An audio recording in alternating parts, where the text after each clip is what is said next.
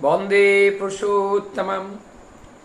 परम दयाल श्री श्री ठाकुर जी के साथ कुछ भक्त मिलकर आज 24 परगना जो वर्तमान पश्चिम बंगाल में,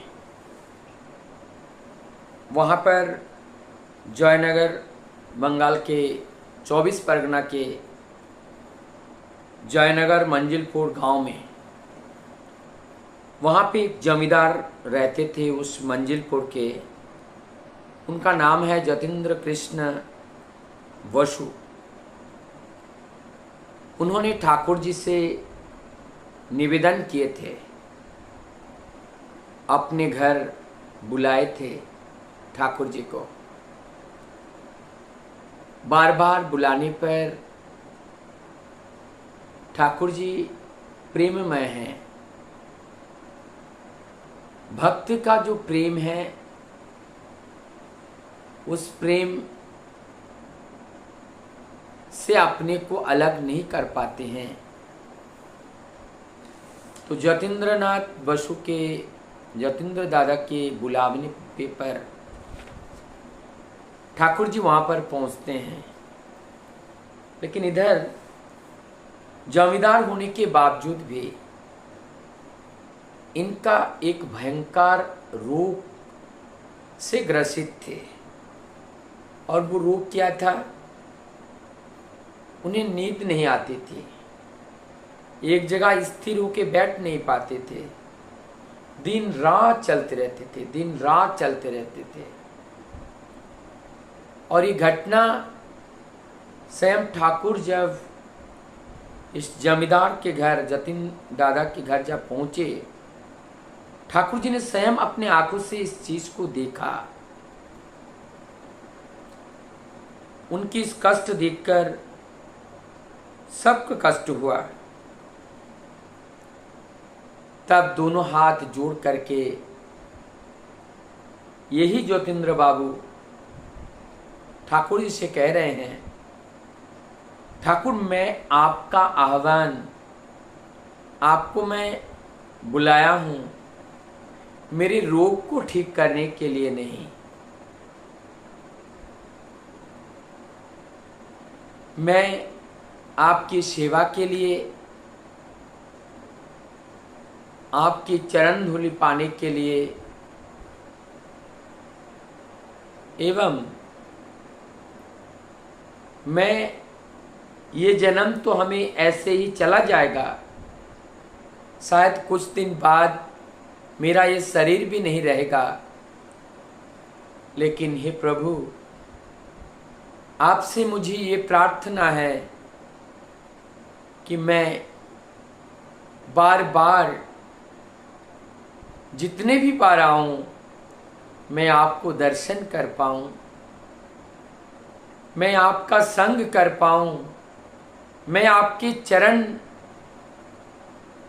चरण को प्राप्त कर पाऊं। ये जो परकाल है, इस विगत जन्म को त्याग करने के बाद जब इसके परवर्ती जन्म में हम जब देह धारण करके आएंगे, तो मैं आप ही को पाना चाहता हूं। उनकी ये जो प्रार्थना थी, सभी लोगों ने ये सोचे कि शायद जतीन बाबू का जो प्रार्थना होगा, या वो जमींदार है, उन्होंने ठाकुर जी को अपने घर पर बुलाए हैं अपने रोग की निरामय के लिए। लेकिन उन्होंने इस बात को ठाकुर जी के सामने रखने से इनकार कर दिया। तब ठाकुर जी के उस मधुर व्यवहार को पाकर, ठाकुर जी की उस जति, उस आभा और ठाकुर जी का प्रेम को पाकर अब जतिंदा अपने को अलग न रख पाए। तब उन्होंने ठाकुर जी के विधि को अपनाया, अर्थात दीक्षा ग्रहण किया। दीक्षा ग्रहण करने के बाद जिस नीति नियम को पालन करने के लिए ठाकुर जी ने बोले हैं, उस नीति नियम को निष्ठा के साथ पालन करके चल रहे हैं। और जो सतनाम मिला और नामी मिला, सतनाम का जपन और उस नामी के स्वरूप का चिंतन, नाम का जपन और स्वरूप का चिंतन चलता रहा। और जितना ज़्यादा नाम का जपन और उस नामी के स्वरूप का जो मनन करने लगा, ऐसे करते करते उनके अंदर का जो बीमारी था, शरीर में दाह होना, नींद ना आना, धीरे धीरे कम होने लगे। एक समय ऐसा आया कि उनका पूरा शरीर का दाह प्राय ठीक ही हो गया, नाम मात्र रह गया। तो आज इस जीवंत घटना के माध्यम से हम लोगों को क्या सीख लेना चाहिए? उनकी दया जब होती है, तब जब हम उनके निर्देश को पालन करते हैं। उनका निर्देश है उस नाम का जप करना और उस स्वरूप को जानना, उसका आस्वादन करना। जब तक नाम का जपन नहीं करते हैं, तब तक उनके असली स्वरूप का दर्शन नहीं होता है। और असली स्वरूप कहाँ मिलेगा?